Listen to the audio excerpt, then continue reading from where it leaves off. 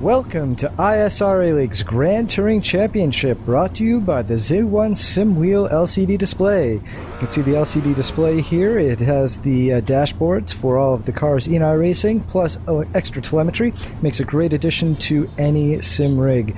You can find more information about that and the other fine Z1 Sim Wheel products at z1simwheel.com.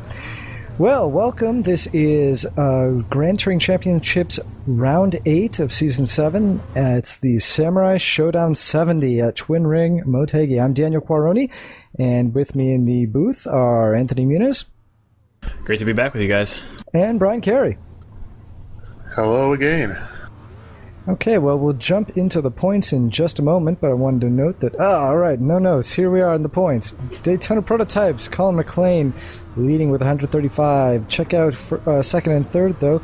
Chuck Chambliss and John Kuzlin. Oh, even fourth, Brian Carey. And Daniel Giralti even. There's just an 8-point spread through second through fifth, so that's going to be pretty exciting as we start to round out the season. Then in 4GT... things look pretty well sorted, although fourth and fifth might have some possible shake-up there, as Tim McLeish guns for Patrick Spence. Not too likely that Kenny Coughlin's going to get knocked out a second, but it could happen. He's been running very strong recently.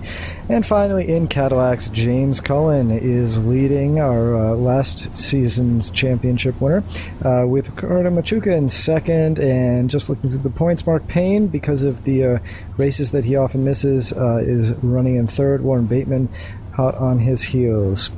All right, Brian, take us around this new track map that we have never run before. Yeah, the Twin Ring Motegi, many of you know from the IndyCar series, the actual oval part of it, which we can see there on the map. We're running the road course, which was actually run for the 2011 IndyCar race due to the earthquake that year. As you can see, there's 14 turns, nothing too special about any one of them. The track itself, it looks somewhat interesting from the top down. To run by yourself, not that great of a track, but it's really good for racing because you have a lot of switchbacks in this course, and it gets a lot of chance for guys to go inside one corner, outside the next, and hopefully some decent racing as it's wide, it's flat, there's slight elevation changes, but look for the action on the track here. Okay, well, I think we're going to get running as we go through qualifying. I forgot it's a short pace lap, but we've got Russell Cow with 1:44.113, and Brian Carey, Mike Kelly, Daniel Giralti, and Colin McLean and Carlos Passos, John Kelly and Anthony Muniz, John Kuzlin, and Chuck Chambliss. All right, 4GT qualifiers. Daniel Verns takes the pole position over Chris Damron Jr. in by nearly a second, which is a surprising gap there. I don't know if Chris had problems in qualifying. You can see the rest of it are going from there. Kenny Coughlin, Matthew Voigt, and James Mines, the top 5 for the 4GTs.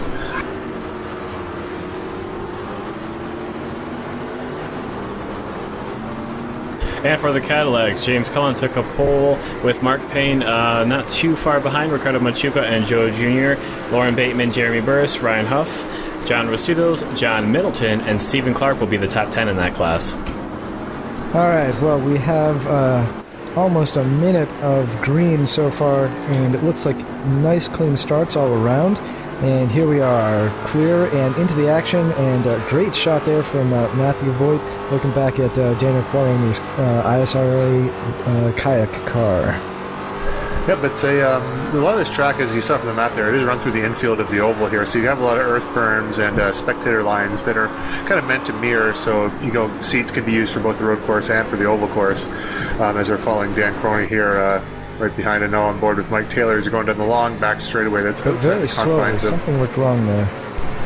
No, he was going flat out down the straightaway. Really? Oh, well, seems to be anyway. I guess you're right. That looked real slow from on board, but I guess you're right. That was full speed. Yep, no, it's a long back straightaway there. It's downhill. And I think what I'd mentioned before the last race, just the way the cameras are in these cars, they're zoomed in a little bit, which kind of mutes the sensation of speed that you get when you're actually running the cars. As now it looks like Chris Damron Jr. is going to try to put the qualifying errors aside and retake the lead here as he's all over Daniel Vernes. And I apologize if I called him Daniel Verns during the qualifying. It's Vernes. I do know that. Onto the inside here as that first couple corners there's a couple lines you could run through there. Vernes running wide and trying to get a good run off of it, but Damron Jr. taking advantage of the fact you can run to the apex on the inside, gain position on him, and didn't let Vernes get the optimal line going through there. although he's able to hold that. And this is where a lot of that over-under stuff that I was talking about before come into play, because he was able to push Verness offline and hopefully force him into a mistake, but it looks like Verness has settled into his position, and Damron Jr. is going to have to try again in a couple corners.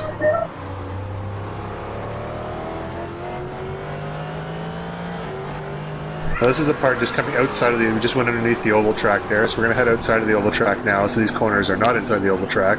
It's a lot of left, right, lefts here.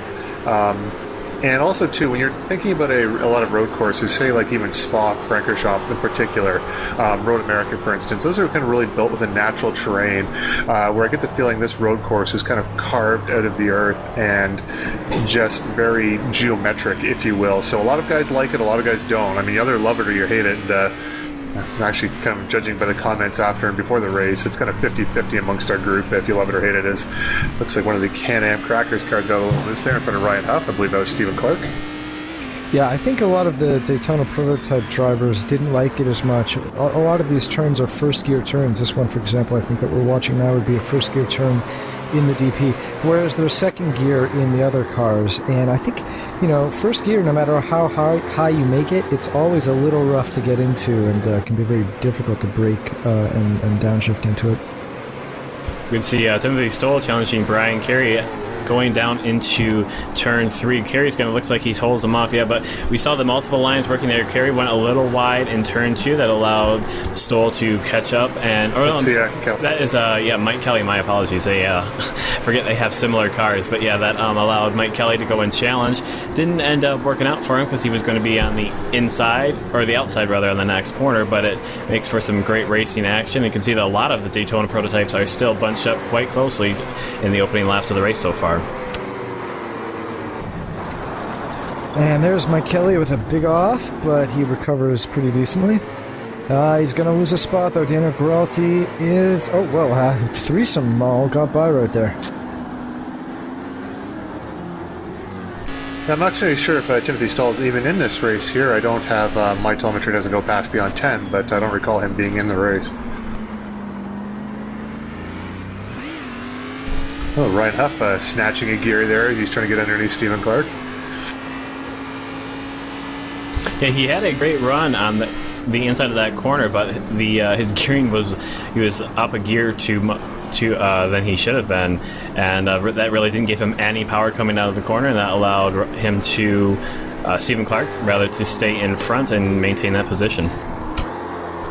I'm also a little unclear, too. I don't know what the other guys here in the booth with me, but I'm a little unclear exactly which corner is which, like the 1, 2, 3, 4. Well, there's 14 turns. I'll try to reference the map as much as I can to kind of let you guys know where we are on the track, as I recognize where the corners are, but just not what they're numbered. So, as it looks like Mike Kelly is all over Carlos Passos, and we're going to go cut back from that awesome battle to this awesome battle between Ryan Huff going down the long back straightaway to see if he can get under Stephen Clark here. Heavy braking downhill going into this corner here.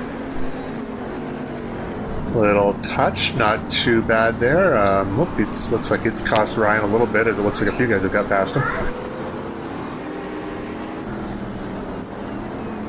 But when Stephen Clark messing up the final turns 13 and 14 chicane, looks like he's going to have to give up a little bit of time. I think iRacing might call him out for cutting the course there. And that is John Middleton sneaking by around the outside. Looks like Clark is going to be able to defend going into turns 1 and 2 side by side as they go into the turn complex. And it looks like, we're going to turn away to this battle between Jeremy Burris and Lauren Bateman. They're heading down into turn 3, I believe. But I'm guessing that he was able to fight him off. Normally, it would pick that as more exciting if he had made the pass. So I think he did successfully defend on the inside. As like we say, our cybernetic director here does have a logic to what he does decide to show on screen, but unfortunately does cut away from what looks like an impending battle to cut to what it feels is a more impending battle. And right now that's Lauren Bateman and Jeremy Burris.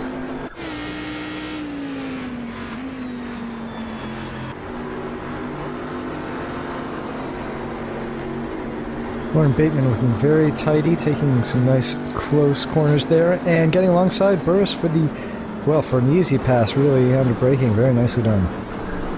It's an easy pass. I think Jeremy just saw that one coming and decided he was going to, it's early in the race, I'm not going to fight it too hard.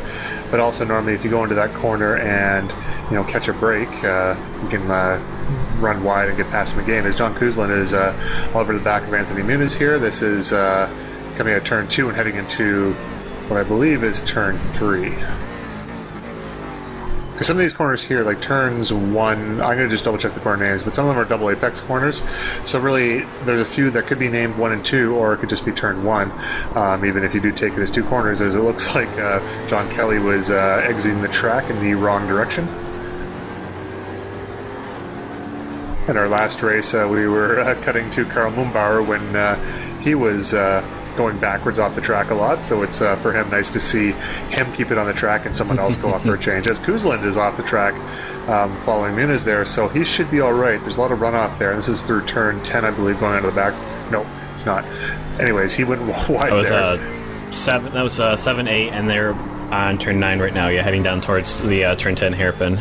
Now, that was a very strange place to do that, because normally you'd think he'd be able to turn in somewhat.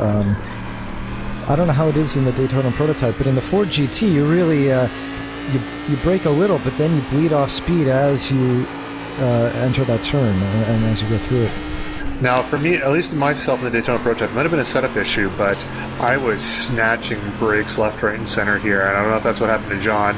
I know he's a little bit smoother driver than I am, but like especially going to these corners here, 9 times out of 10, you're easy on the brakes, and you're not super hard on the brakes because you want to get a good run and let the car roll through the corner, like you say, as Machuca is really battling hard with pain here.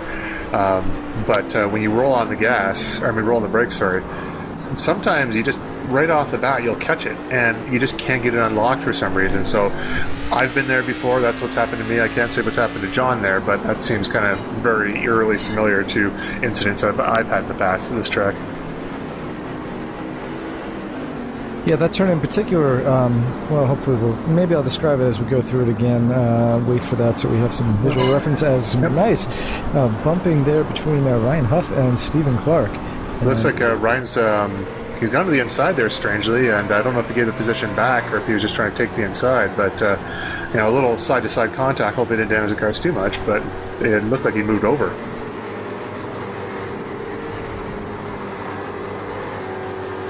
And this is Carlos Passos, and he is battling with Colin McLean, and McLean is battling with Danny Gralty just ahead, and you can just caught the top of Brian Carey's car. So this and just behind is Mike Kelly.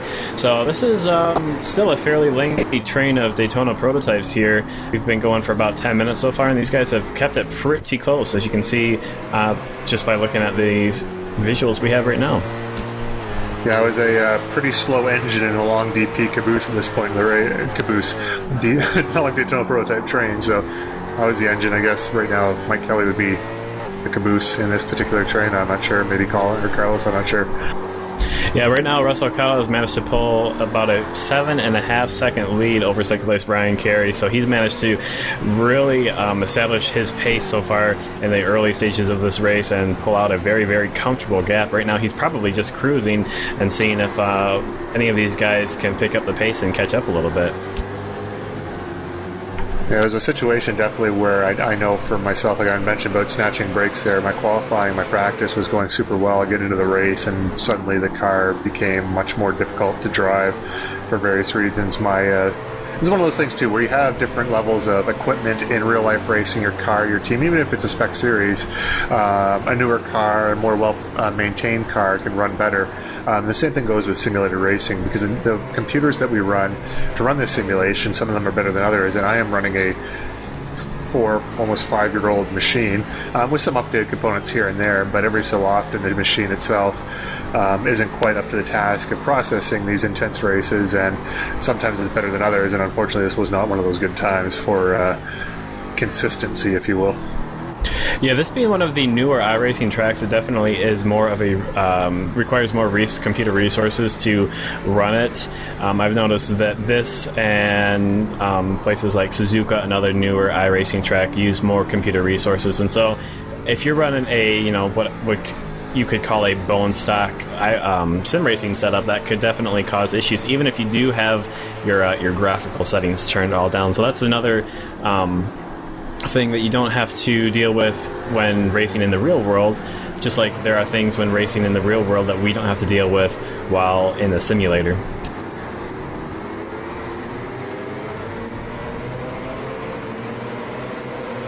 That being said, as I'm watching the McLean chasing down Gralty here in the ISRA cars, I mean, it's really watching this track, especially. It's rendered well enough that it's very difficult to for the untrained eye to tell that this is actually a simulator that we're running here, as opposed to real life racing in some of these shots. Yeah, this is the newest track added to iRacing so far, so hopefully they added all the graphical goodies that they had up their sleeves. And no, you guys weren't just blacking out. Dan Gralty, again, back to our computer failings, if you will, every so often being from North Dakota. I'm going to blame North Dakota because that's the only reasonable explanation for this, but he will occasionally, his connection will blink in and out every so often, hopefully not too much, and actually tends to happen more during practice in the race. But if you ever see that black and I guess we'll call it green, yellowish green car there blinking in and out, it's just a slight connection issue, and I assure you he is alright. He is still there, he is still driving.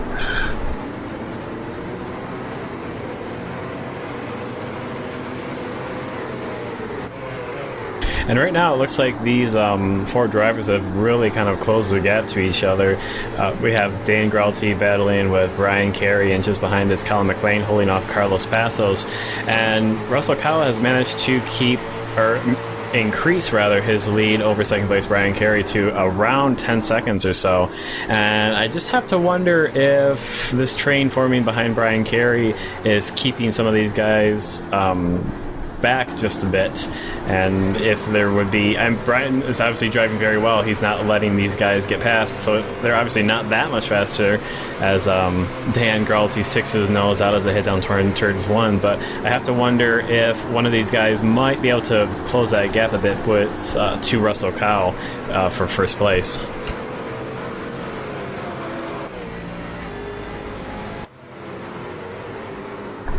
Yeah, well, I just think in situations like this, wherever you see a train of cars that long, clearly the driver in the lead is not helping any of these guys out very much. Ooh, and some very, very close racing between Carey and Dan Gralty. A couple diving maneuvers on the straight to try and see if one can't get an edge over the other. Carey doing some good defensive driving as they head down to turns 5 and now go through the S's section 7 and 8. And it looks like Passos is going to try and get around. Ooh, as they go side by side, Passos is trying to see if he can't get around Colin McLean. McLean's going to have the inside as they head down towards turn 9. I believe that's what that is. Yeah, turn 9. And yes, he'll manage to hold off, and there's going to be a Ford GT that these guys are going to have to negotiate around right now. And it looks like Gralty's going to try the inside of the turn 10 hairpin. Very close action right there. Carey going to defend on the outside. Still does it. They're side by side as they head down towards turn 11. Very good driving by all drivers involved there. McLean and Passos running side by side through those S's there, just holding their lines fantastic. So great action with Daytona prototypes. Carey driving around the outside of Dan Gralty as they head down towards turn 1 or turn 11, and really it looked like they were side by side as they got there. Carey just was able to brake a little bit later, and with still 54 minutes left in the race, I don't think Gralty is currently doesn't want to press the issue. There's still a lot of time left in the race that he can get past, and we've just now seen that looks like he's showing a lot of pace and trying to get by Brian Carey. I don't know if he thinks he's going to be a lot faster once he gets out from behind him, but he's pushing hard to try and get around for that second position. Yeah, you're seeing Russell Cow disappear off into the distance there, so I mean there is some urgency to get around this little car. I think that was Muniz, I believe. I'm going to guess in turn 1 there. I'm not sure exactly what happened. Was that... Yeah, that was just me going a little wide in the second half of turn 2, I guess coming towards the exit. I just caught it off the edge of the computer, or the screen there, so we've got John Kuzla trying to battle back past Chambliss. These guys battling in the championship right now. I believe they're sitting second and third in the championship. Kuzla's going to try and go on the inside of Chuck Chambliss as they head into turn 6. They're still side by side. I think Kuzla's going to have to yield to Chuck Chambliss here as they head towards 7 and 8, and he does. Chambliss able to defend. It looks like Kuzla's got a lot of pace. We saw him go off the track at that portion, turn 7, but he's been able to battle back, and now he's right on the back of Chuck Chambliss. Looks like he's got a lot of pace, and I think we'll see him try and make another move. Probably not going into the turn 10 hairpin, but possibly as they head down the long straight towards turn 11. Yeah, Chuck missed the apex badly going into turn 4 there. It allowed Kuzlin to get to the inside. That started that. But it looks like Kuzlin's got the pace over Chambliss right now. He's able to hold onto the back of them rather easily. We'll see how this plays out in the next lap or so. Actually, just notice we go back to Ryan Huff here in the Cadillac. Normally, our broadcast has been very Cadillac-centric. That's where a lot of the close battles have been. I know Road America, we had a good battle between Russell Cow and Colin McLean, but this race has been primarily Daytona Prototype so far, which is an interesting change of pace for those watching out there.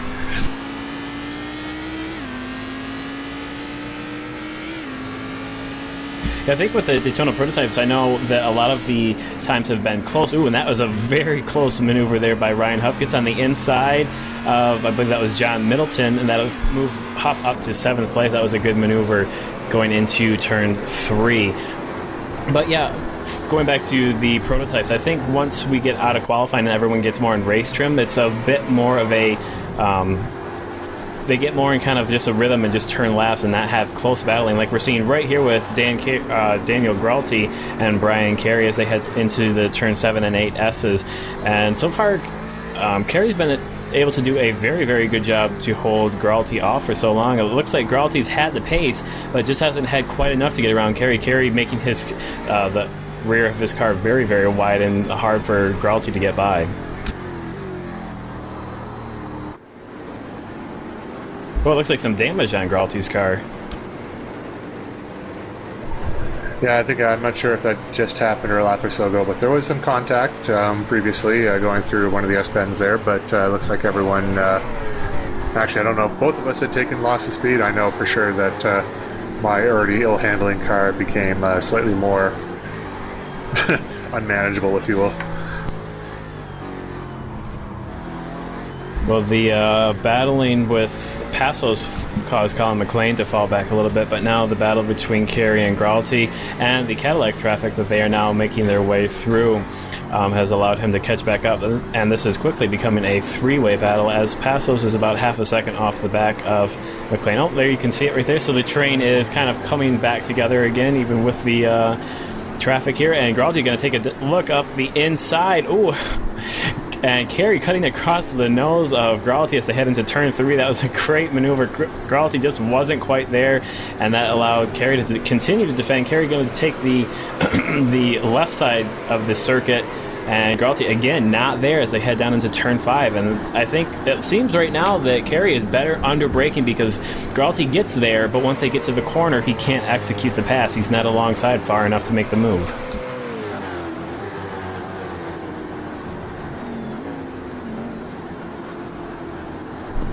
Yeah, I'm also noticing a slight difference in Carey's driving there as my own driving as after that earlier contact, not allowing the nose to get in there quite as readily as I had previous laps. Looks like Anthony Muniz is now a sandwich in a whole host of Corvettes here as Middleton's making a run back at Ryan Huff, and looks like there's someone else ahead of them, but I can't quite catch on the screen here. I guess Jeremy Burris just ahead of them.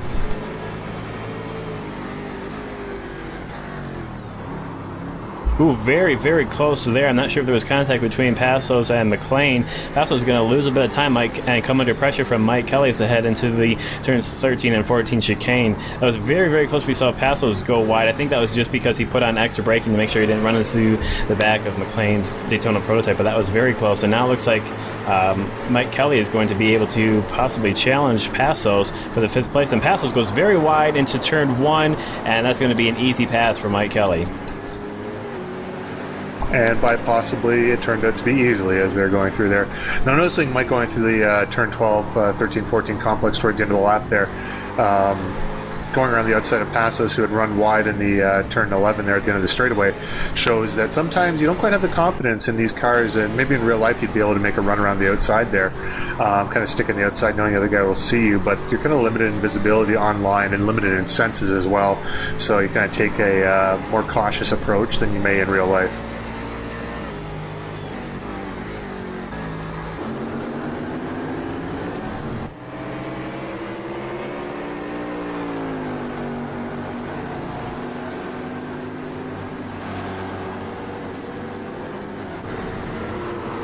Here's another good, I guess I could say another good battle developing in the Cadillacs, but we're going to jump back to the Carey and Giralty battle. This is going into the turn 10 hairpin. Oh, and there's more contact, and that's going to send Carey all the way around. Well, not quite all the way around, but that is going to allow, that's going to force, or Daniel Giralty is going to force his way past Brian Carey.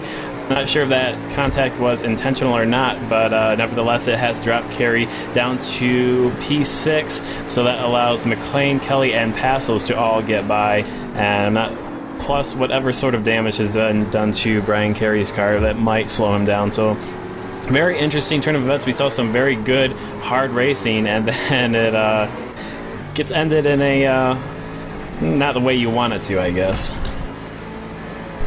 Yeah, I mean, it's nothing intentional there. It was just a close racing on the inside there. Dan just missed the apex by about like a couple of feet, and that's, to make the difference. Like I mentioned before, not giving a lot of room on the inside to make it around, just enough to get around. But unfortunately, if you, like I mentioned myself, snatching a break here or there, missing your entry a little bit, there's not a lot of margin for error.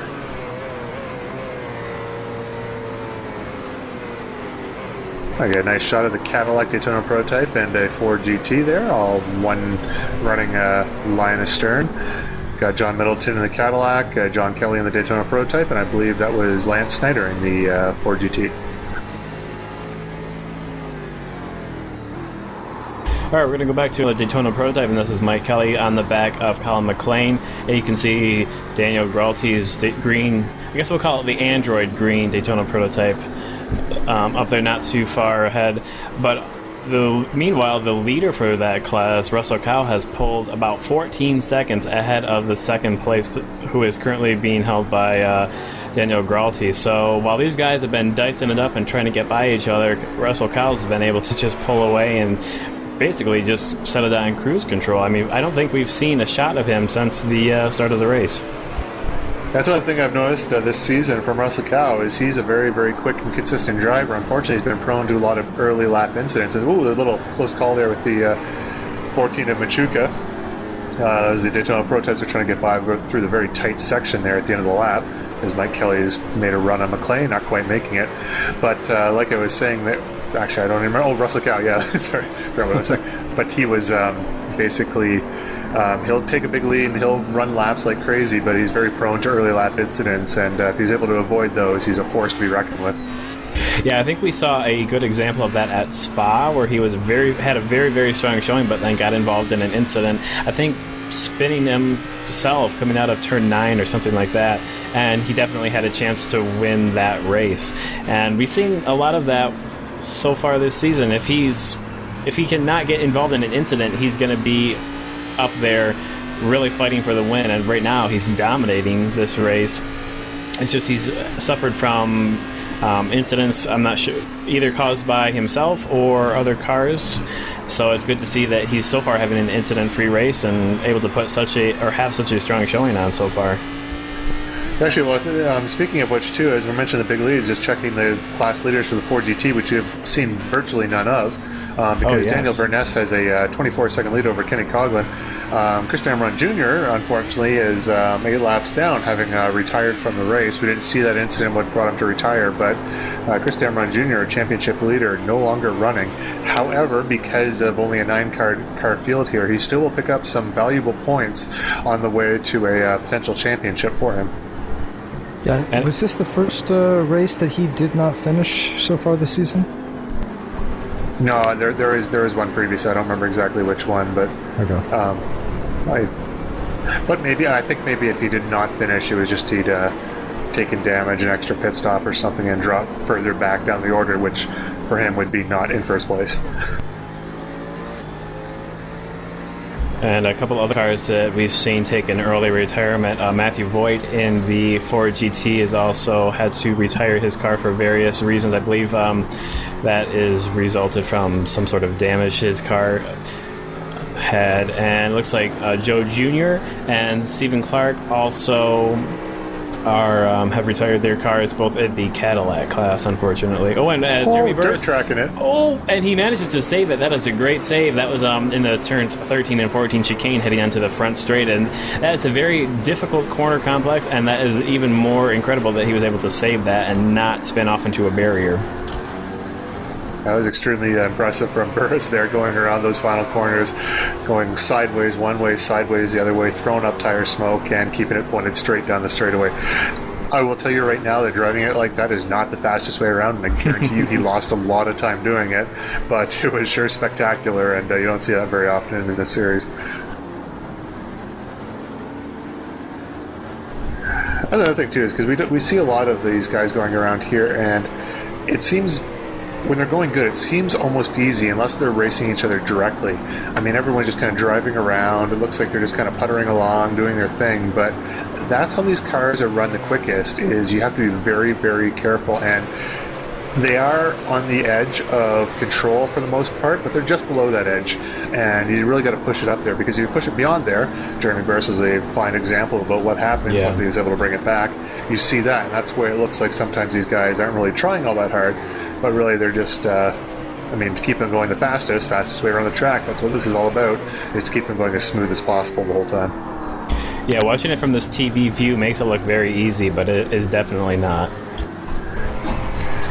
Yeah, actually, a couple of points that I was just noticing too is one of them is on board of the camera. I think why it looks the sensation of speed is down, because there looks like there's a little zoom on the camera there, which means the backgrounds, if you look down at the track, it looks like they're moving pretty quick, but if you look at the background, because the zoom is on, you don't get to see the scenery change as normally as you would.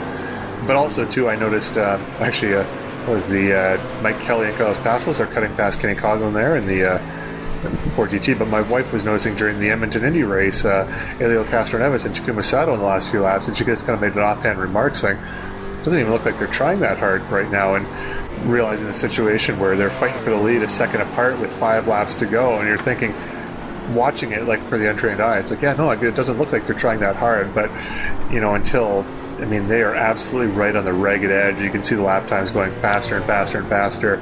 It's just they were hitting every mark, and they're just running perfectly the entire time. And for the trained eye, it's great to see because you know exactly what's going on. But when you see these guys running around, is not quite right now as Chuck's going inside and outside, trying to get around Muniz here as he's got the pick on the Cadillac, but doesn't going to have the line around the outside here. It looks like Muniz is going to have to make a pass coming off turn 9 here, going into turn 10. Hopefully it looks like that's Ricardo Machuca, but yeah, unless, you can just tell when things are going right. At the end of a race, you rest assured these guys are trying their hardest to get around and to go as fast as they can. They're racing for the win, and when it looks like they're going slow and they're racing for the win, that just means you're watching very, very talented drivers. Or they fix the race and they're just holding their position, which we will... We don't think that's happening, but yeah, no, the faster you go, the smoother it looks, and you don't really get to see. It's weird because it's like if you go really slow, it'll look slow.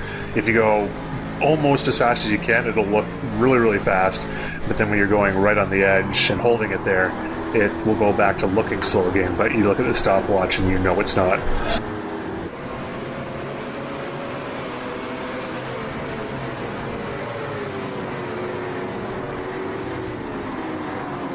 And we're watching the Daytona prototype of Carlos Passos here, but just in front of him, that train has almost somewhat reformed between Daniel Giralty, Colin McLean, Mike Kelly, and then at the end, or the caboose rather, Carlos Passos. And not really too far behind Passos is Brian Carey. He's managed to pull the gap up to about 3 seconds after the contact with Dan Giralty. Oh, and Carlos Passos in turn 9 gets, almost looked like he got into the back of, I believe that was Mike Kelly, and he spun the car halfway around. He gets going, but he'll lose his position to Brian Carey, so that elevates Carey back up into the top 5. But Daytona prototypes kind of starting to space themselves out a little bit, and I guess speaking of space, the gap between Russell Kyle and Daniel Giralty in second is hovering right around 18 seconds currently. Yeah, as you mentioned that too, and just noticing the clock, we're at 38 minutes left in the race. In about 3 minutes, we're going to start seeing pit stops here because this is a very, very high tire degradation track. And as you speak of it, there's a DP heading into the pits. That's Mike Kelly. So Mike Kelly out of 4th place is going to hit the pits. Ideally grab some tires, because even now I think these cars are losing grip and losing time.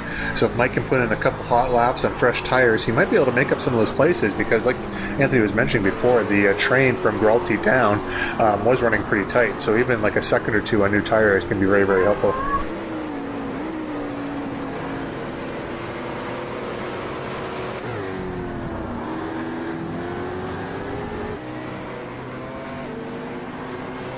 And this is Carl Mumbauer's car. Don't get to look at, like Brian pointed out earlier, we don't get a lot of chances to look at it so far this season, so it's good to see that Jägermeister and joint sponsorship with the ISRA painted car.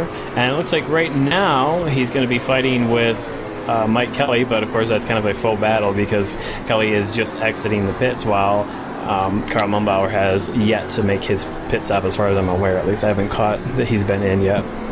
No, I don't believe he has. But like I was mentioning before, Mike Kelly wanted to get a couple hot laps in to maybe gain some time. But with Carl Mumbauer up ahead, and it looks like there's a Cadillac up ahead of him, it's going to be very difficult for him to do that and make up any ground trying to get around these guys.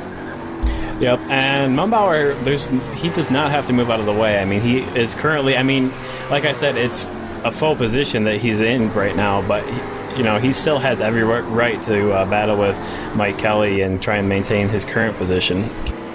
Yeah, it's one of those things too where it's the racing etiquette is, you're racing for position, and it looks like Mike Kelly's going to take that position and kind of make that mute anyways.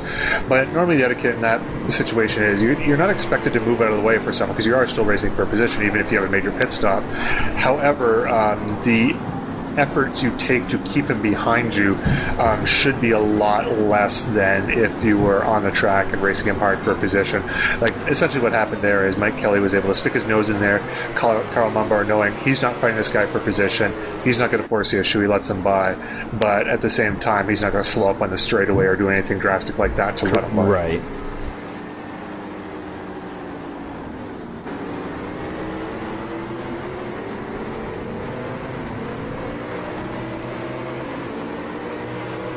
Carl Mumbauer having a very, very solid race. Like, I know he's, actually, I believe he's running 11th place right now. But considering the trials and tribulations he suffered at Road America, this is looking very good for him. And he's getting some good camera time, too, not sliding backwards into a barrier. So, very good news for Carl.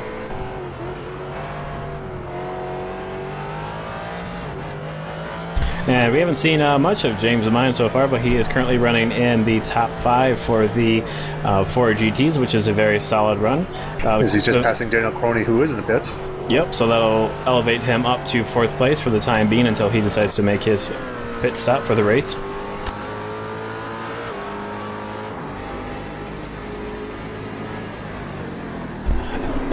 And we've got Mike Kelly again trying to fight his way through, I guess, what would be considered the back markers of the class. And he's going to get around Mark Payne as they head down towards turn 9. But he still has Mike Taylor, who's currently in the top 10. He's running 9th right now.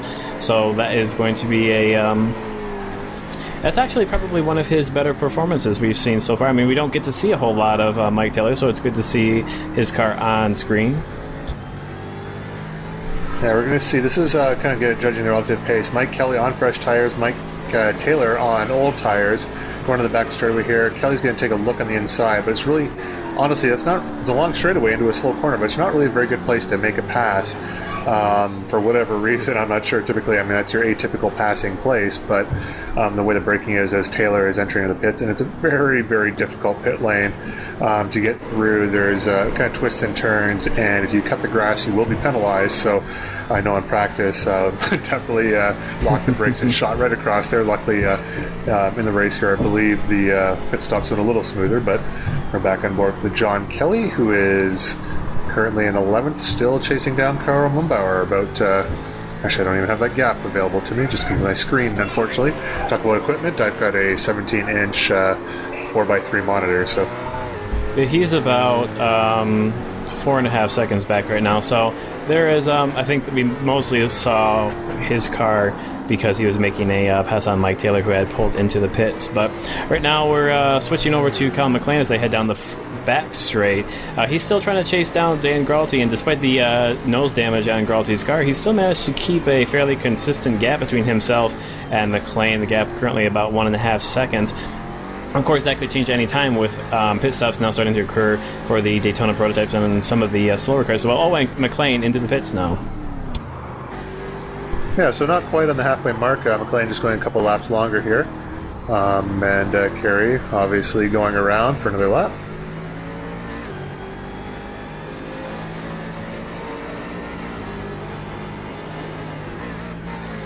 Right now, the gap.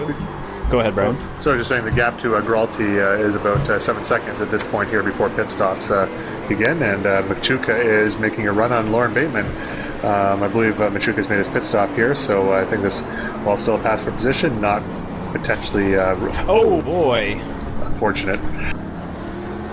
And I think that collected the Daytona prototype, or the Ford GT leader, Daniel Verness. It looked like that was his car that was just behind him. Yeah, we saw what happened there. It looked like Bateman might have just got a little bit on the grass there and did a 90-degree turn to the left, unfortunately in front of everyone as they're going around that corner. Very hard to get around that as someone's kind of sliding in front of you. Yeah, and that is not a particularly wide portion of the circuit either. That is a fairly tight corner, and especially it's very, very hard to stick on the left side of the circuit right there unless you slow your car right down. The car naturally wants to track out to the right side of the circuit, and that is going to be very, very hard to avoid, as we saw happen on screen between those two guys.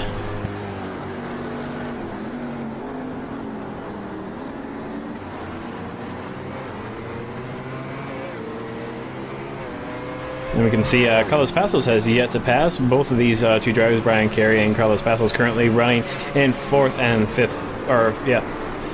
and fourth place, respectively. Both of those drivers still have yet to pit, as does Daniel Gralty, who is currently running in second place with about 19.5 seconds before he gets to Russell Cowell. Yeah, Carlos Passos, we mentioned before in previous broadcasts that Carlos Passos and John Kuzland are pretty much the masters of fuel consumption here and run longer than anyone.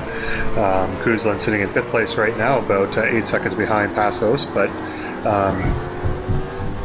Kuzland running a little bit longer than Passos in most cases, but both of them very, very good in fuel, so we don't expect to see them in the pits for quite some time.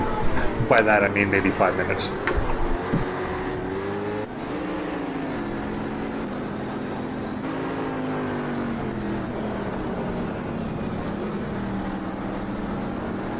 And we're looking at a battle between James Cullen and Lauren Bateman, although that looks like they are...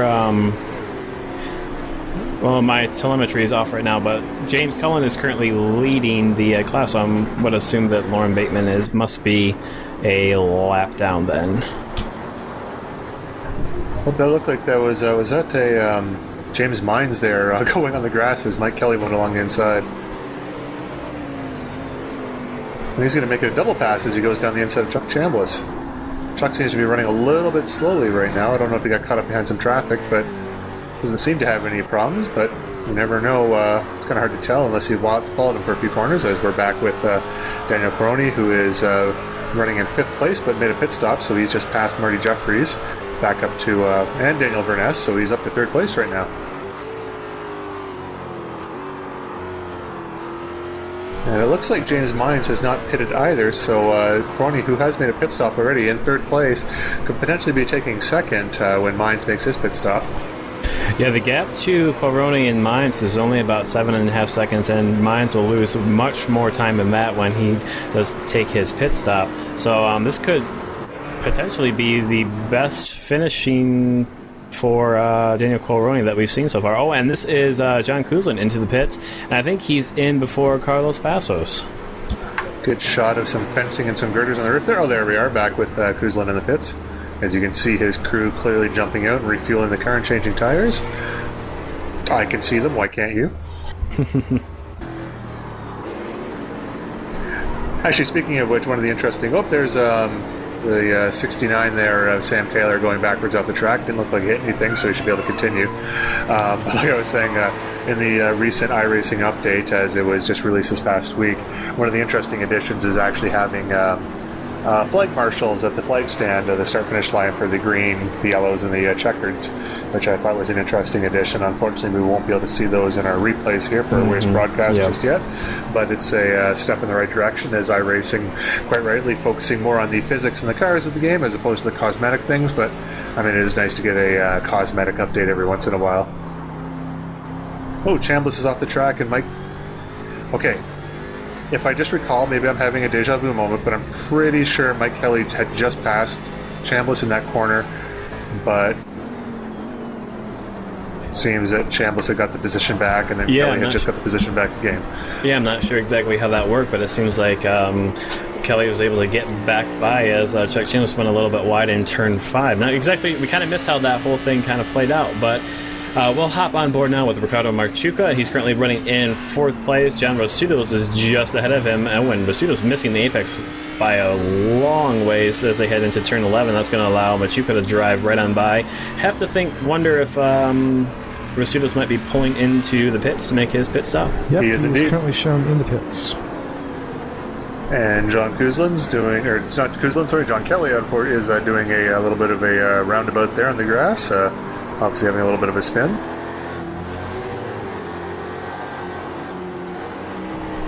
The leaders in Daytona Prototype still have not pitted. Actually, my colleague Anthony Muniz is up to 5th place, having not pitted as well, so good showing for him, as it looks like Kerry up ahead of Passos there got a little squirrely, and Passos able to close back up. Yeah, just the current classification for the Daytona Prototypes is Russell Cow with a fairly sizable 18-second lead over Daniel Gralti. Then Brian Carey, Carlos Passos, and Anthony Muniz are the top 5. Those 5 drivers have yet to pit. And Colin McLean is currently running in the 6th position. He has pitted, so I'm assuming that he will advance some of those positions and move his way back up to the top of that class.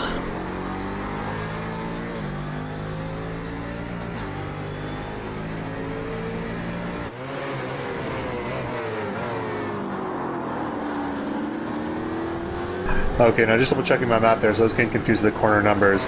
The first turn, which is a double apex, is actually turn 1, called right-hander. Then the next left-hander, which is also a double apex, is known as 2 and 3. So from there on, it's 4, 5, 6 are a little bit more obvious, but that's where I was getting confused earlier in the race there. Just had a chance to reference my chat. Turn 1 right now. Yep, this is turn 1. Just turn 1, even though it is a clear double apex corner, so... and then we're going to come up to turn 2, 3 here, and it's virtually kind of a mirror image of their course, but I guess it's a little, the radius is a little wider, which allows it to go with the 2, 3 portion there. I see. I'm going off of the iRacing map, which has the double apex, the first turn, as listed as 1 and 2, so iRacing, why you lied to me?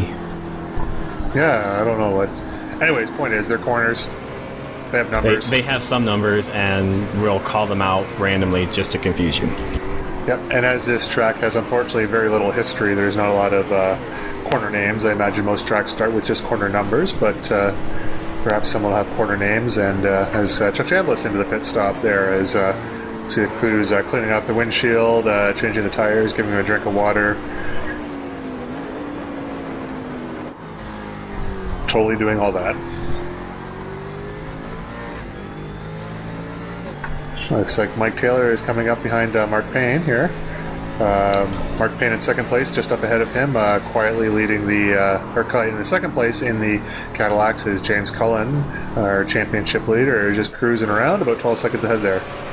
Yeah, James Cullen has been quietly leading the Cadillacs so far. He's built up about a 12.5-second lead over 2nd place Mark Payne, and we haven't seen a whole lot of him, and he's been also pretty much on cruise control, as has Russell Cow for the Daytona Prototypes.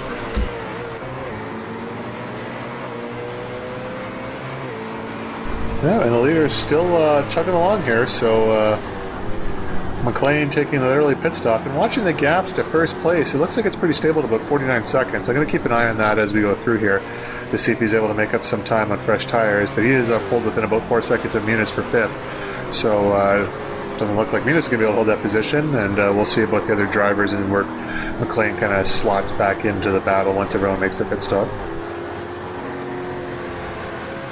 Yeah, I imagine McLean will be able to make up a couple more spots. Definitely will get by myself.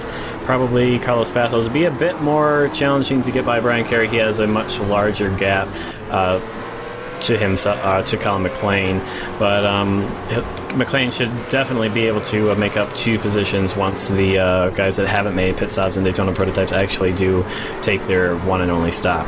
Yeah, actually, judging by the pit time so far, it looks like he'll be more in the vicinity of Dan Gralti than Carey. So look for him up there. It looks like that 6-second or 7-second gap from Carey to Gralti is more than enough. And it looked like that was our colleague Daniel Coroni there, just getting a little half spin, but keeping going.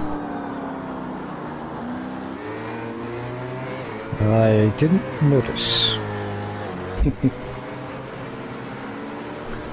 Oh, that Dan likes to run half the race, with one hand. He's actually doing the commentary, live commentary, from a camera situated behind his very impressive simulator rig there. So he's doing quite a lot, in addition to the driving.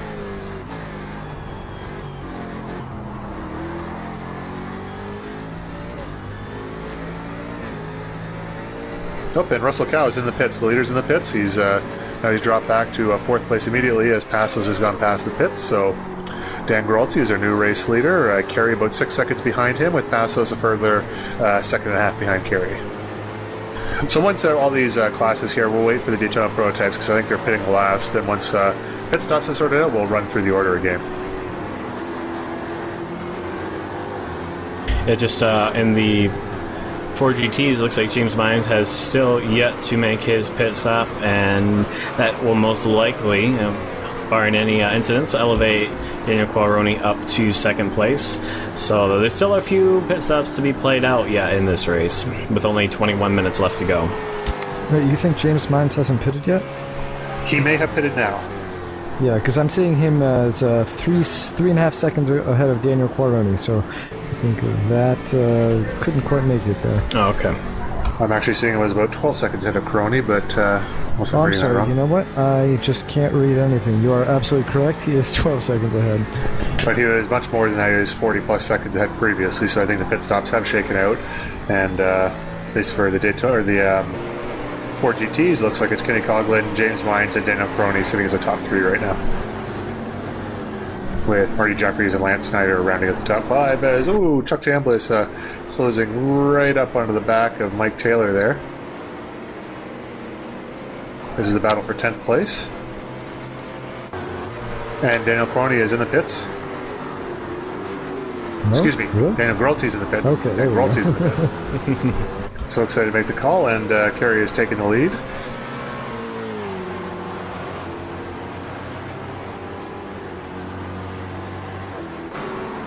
For an all-important bonus point.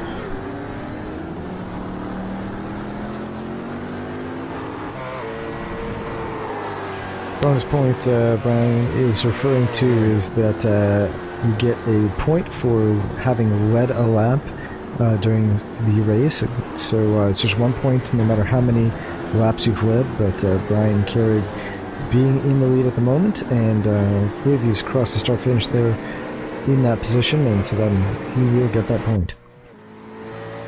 And that point actually does make a fair amount of difference for the points battle that he is in. It is quite tight between himself and the next couple of drivers up the line, so that point could help elevate him a little bit closer to the top of the standings.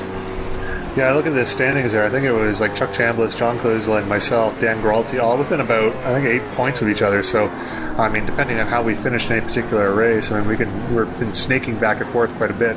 So it's very exciting championship. I mean, Colin had to go ahead and ruin it by winning every race and finishing second. So, as Chambliss has cut the corner there, going to the last corner, he'll have to slow down and give up some of that time. But obviously that was not the ideal line anyway, so we didn't really gain very much by doing it.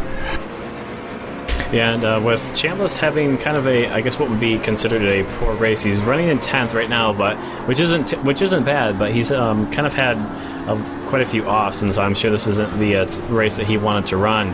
But that's going to help elevate those guys that are trying to catch up with Chambliss in points, because he is running down in 10th at the moment, so that'll help in the point standings at least. All right, Kerry's in the pit stop, and Carlos Passos going to take the lead for a lap at least, as the very, very late into the race these guys are pitting. So also just getting word from the pits, those monitoring Chuck Chambliss's pit radio, that he hates this track and he will boot shank anyone who says they like it.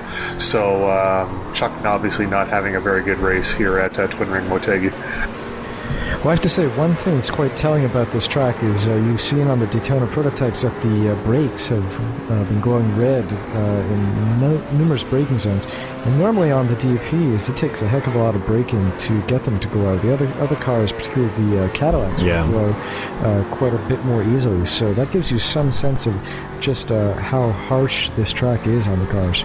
Yeah, actually, that's a good point, Dan. I was noticing a little bit before, but not remembering back that we haven't really had that at other tracks, even at Road America, that had, I guess, they had long enough straightaways to cool them down, but it's just heavy braking. So potentially why I was having such a, potentially everyone else having such a struggle keeping that thing slowed down and locking the brakes periodically. And then you see a good example right there from Carl's car of the red brakes up in front. This is actually a really good spot there, Dan, because that's another good, interesting graphical feature that's relatively recent to the iRacing. We don't quite have control over our brakes as far as cooling and temperatures go yet in the simulator, and until iRacing is able to model that properly, we won't see that. However, they are able to figure out temperature, and when they get hot enough, they glow red, as you can see there. As it looks like Colin McLean is right on Anthony Muniz's tail, and Muniz is yet to pit, but I expect to see Muniz in this lap, so if McLean can't get past him in the next couple of corners, he should be able to get him as Anthony ducks into the pits. So actually watch for Muniz just shoot off to the right here, and there he goes.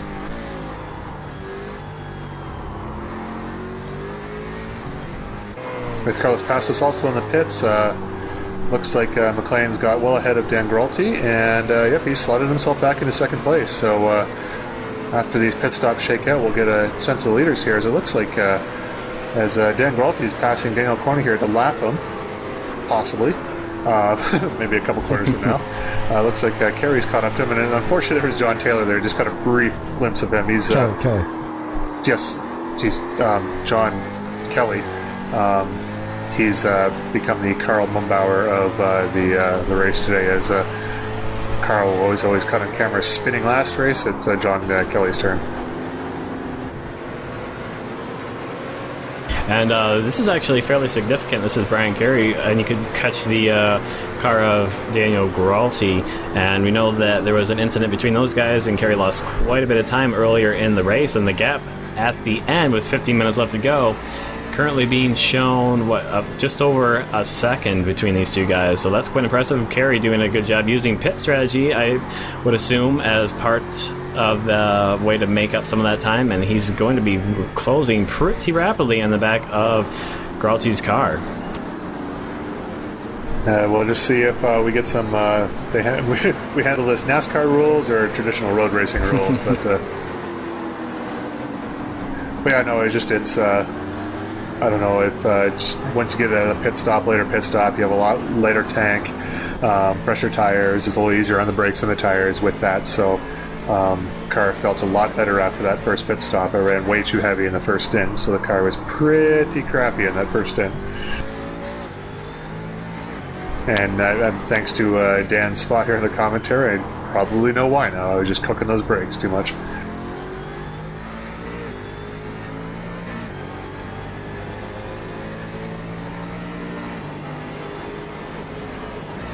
If anyone wants to commentate on this, because it's me and I feel weird commentating on myself here, go right ahead.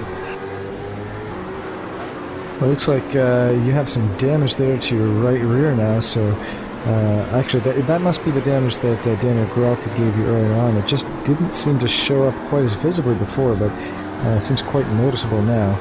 Yeah, he just scratched my Libro logo. Yeah, quite a nice sizable dent showing in the side of your car, and looked like you were quite close. And let's watch right here and see how much you pull up, because the last couple of corners it looks like you were able to make up quite a bit of distance to Gralty under braking. Kind of ended up being around the same in that corner, but especially as they head down towards, I'm going to guess, turn 11, but as I was informed earlier by Brian Carey, my turns might be off. But anyway, the after the long back straight, you cut quite a bit of time. Is it? Okay, good. That number is This correct. is 9 right now. We're heading towards 10.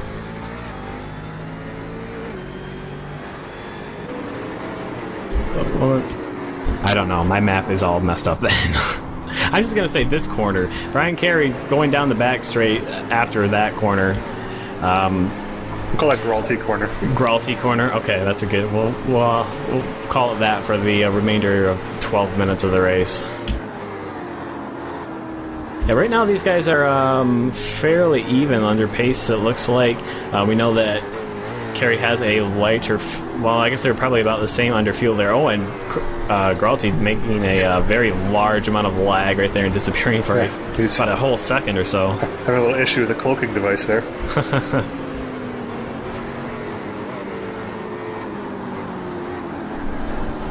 Actually, one thing I want to say there is I didn't notice, he was going to start flashing a little bit more than he had earlier in the race, which is honestly really unfortunate because able to catch back up and look like a good battle towards the end there.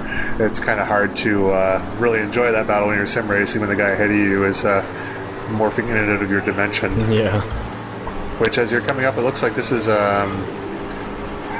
it's James Vines, but I was saying the Lance Snyder with the Doctor Who car might make a little bit more sense to be morphing in and out, but Dan Gralty and the Android car unfortunately doesn't really fit together.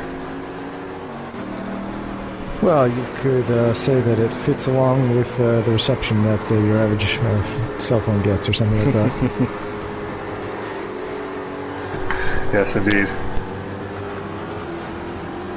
And it looks like Carey making up a lot of time under braking right there in turn 9 as they head down towards the turn 10 hairpin. He's going to be right on the back bumper. We've seen Carey this close a couple laps ago, and then Gralty was able to gain a bit of time back, and it looks like Carey's going to be pushing hard right here. He's right on the back bumper. There's going to be a bit of traffic. He might be able to use that to his advantage. He probably won't get around to passing those guys until at least the front straight.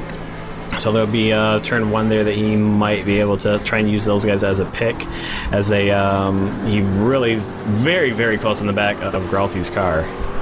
Actually, one thing I'm noticing in this track too is there's really no corner, at least in the Daytona prototypes, where you get, you both drivers hit the apex and where you can get enough of a run on a driver to pass him into the next corner. You really got to kind of force him into a mistake, and it takes about 2 or 3 corners to set up a proper path here. Yep, and turn 1 is going to be filled with slower class cars for these two guys battling for second place in class. And looks like they're going to clear, I believe that is John Middleton currently running in P5 in class. Going to be another Ford GT, I believe is that race leader Kenny Coughlin? I believe it is. Looks like that. And there's race 10th placer Carl Mumbauer.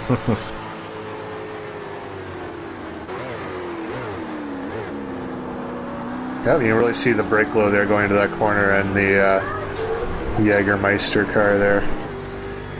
One of the most evil liquids on the planet.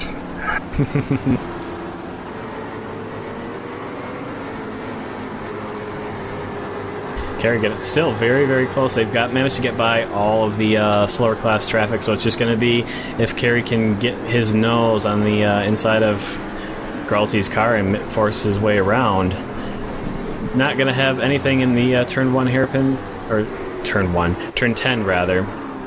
But I definitely think Brian Carey is going to be there. You can see he's been challenging. As long as he's got 9 minutes left, which will equal out to, I guess, I won't say how many laps because I don't know where Russell Kawa is on the circuit right now. But he's got a still reasonable amount of time to try and make his way by.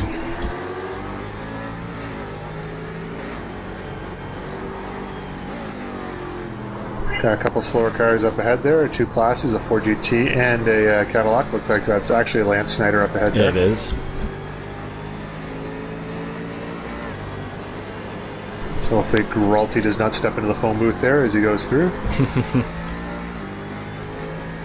Back on board with Karl Mumbauer, who has paid our cybernetic director a hefty price to show him on the screen here.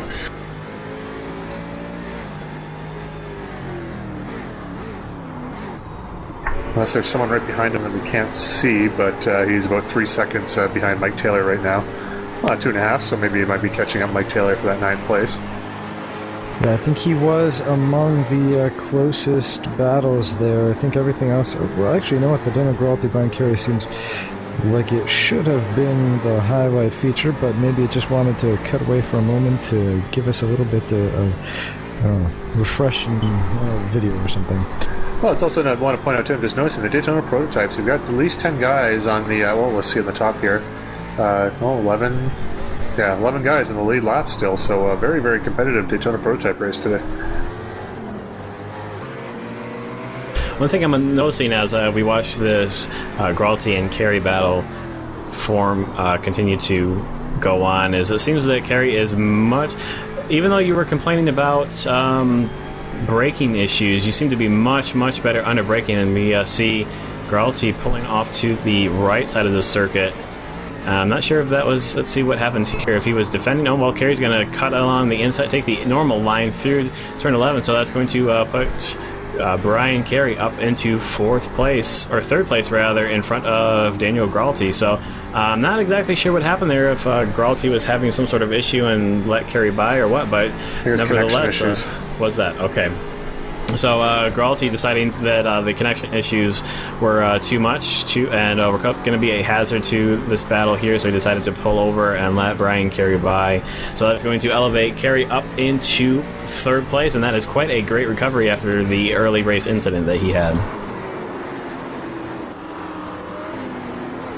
Yeah, I kind of wish we could have had a battle right to the end there. Oh no, that's Marty Jeffries. He spun hard and into the wall, and he has sufficiently rearranged his rear wing, so let's see where he's sitting right now in his class. Well, he was in 4th place too, so he's got a... he can try to make it to the finish there. Sam Taylor is about a lap behind him, or actually a couple laps behind him, with Lance Snyder about a minute, 2 seconds behind right now, so he might be able to limp that home if the suspension's not too badly damaged.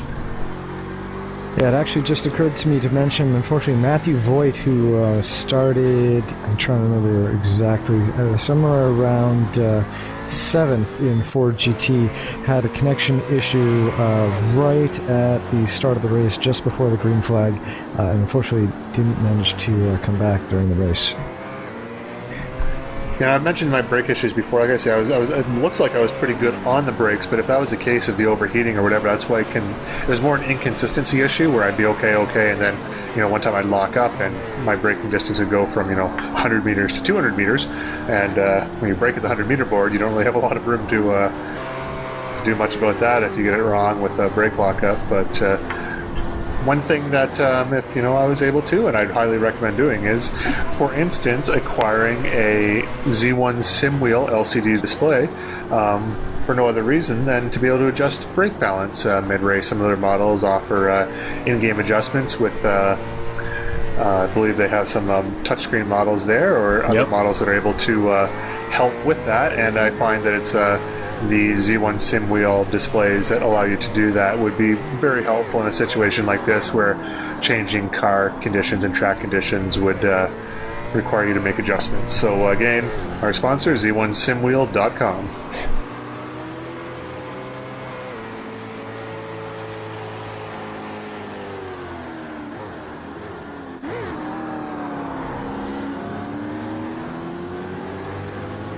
All right, back to Karl Mumbauer in I guess what the director is trying to tell us that he would like some Jägermeister. Well, actually, Mike Taylor, not that far ahead. He's being shown about 1.8 seconds in front of Karl Mumbauer, and so this could. There's only 4 minutes left, so they're going to have to. Mumbauer's going to have to really hustle the car around if he wants to make up that gap and then get around. But this could potentially be a fight for 9th place in class. So that's going to be. Hopefully, Karl can get his car up there and make up that remaining distance and have a close battle right at the end of the race. Yeah, you notice there in turn 1, though, Karl slid a little bit too much going through turn 1 there, scrubbed off a little bit of speed and kind of halted his charge a little bit. However, there still is 3 minutes and 45 seconds left, so if Carl can keep it nice and tidy and use what seems like the natural speed advantage he has at this point of the race, he should be able to close him down. And, well, catching's one thing, passing is entirely another, but we'd like to see what Carl can do there as Sam Taylor is off the track somewhere. Just looking for a spot to get back on. Oh, there he goes. And, all right, well, Sam Taylor is currently sitting in 6th place right now, so...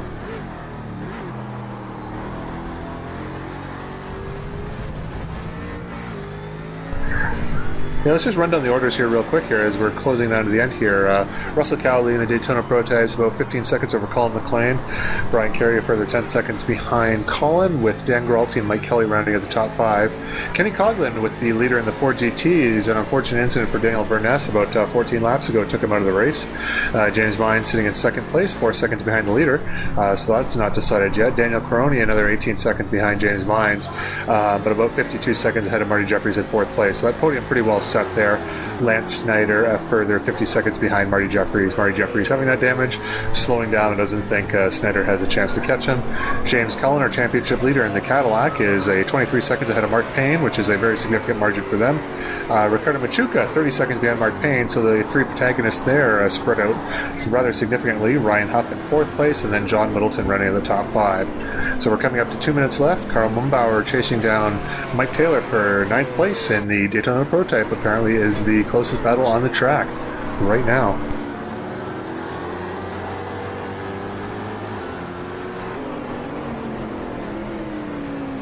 Gap seems to have stabilized here. We're sitting at about 2 seconds now. I don't know if Carl's worn the tires out or the brakes, or if he kind of spooked himself there a couple times, kicking the tail out. But he's not giving up the fight yet, but he hasn't taken it to Mike Taylor like we were hoping about a lap or 2 ago.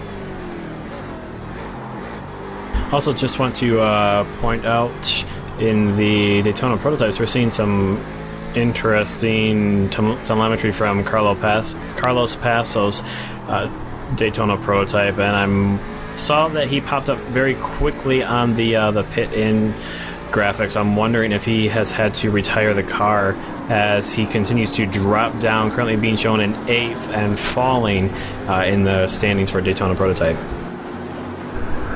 Yeah, we're not seeing that. As we mentioned, I was saying he wasn't taking the fight to him, but Carl Mumbauer has cut it down to half a second all of a sudden. I don't know where Mike Taylor made the mistake there as I looked away at the timing screen for a second there, and next thing I knew, Carl Mumbauer is all over the back of Mike Taylor as we're coming down to what could be the last lap, maybe last lap but 1. We don't know if, I don't think Russell's taken the checkered flag yet, or the white flag at least anyway.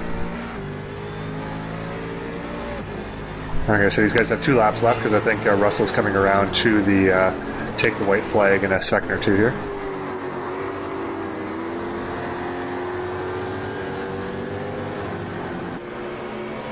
And unfortunately, Carlos Passos has kind of worked his way out of the top 10 there. I don't know if that's a connection or if he's still running, but he's dropped off our timing screen, so...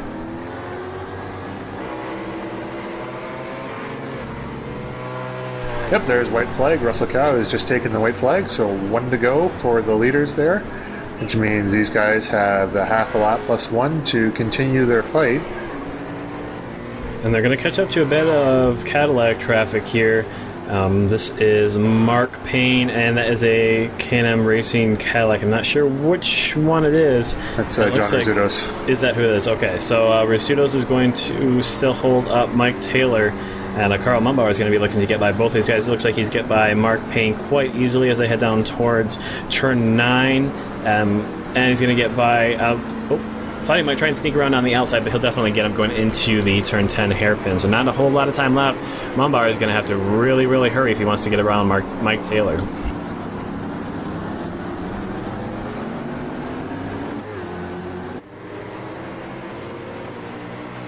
And he's close. He's really close to the gap. The gap now about half a second or so.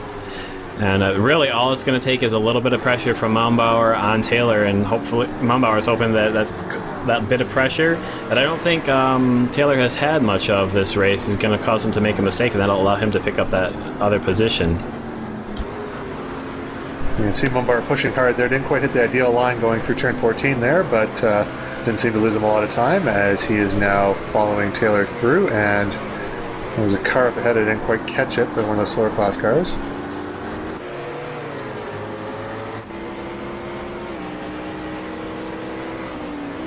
And that is Russell Cow crossing the start-finish line to finish the race, and that is a very, very decisive victory for him, finishing about 15 and a half seconds over second place Colin McLean in class. So well done, Russell. And there is McLean crossing the finish line right now.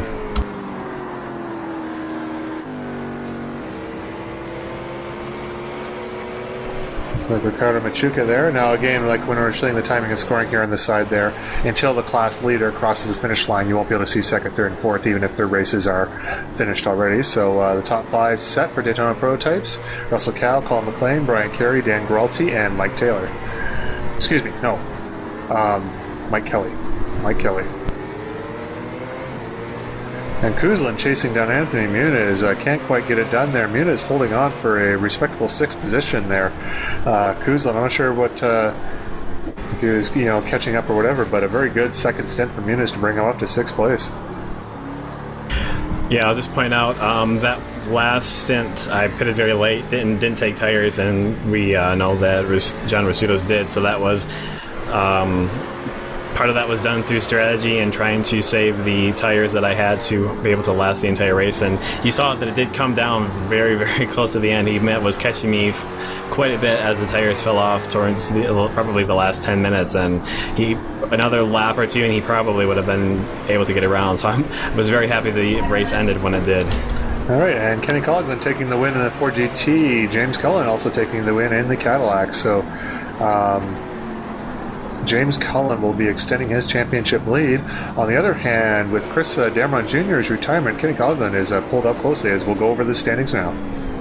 All right, well, Colin McLean is continuing to dominate, of course. And Brian Carey, you saw with that extra point, catapulted up to second, 4 points ahead of Daniel Gralty and John Coos in fourth. Chuck Chambliss just 1 point behind in fifth. Russell Cow in sixth.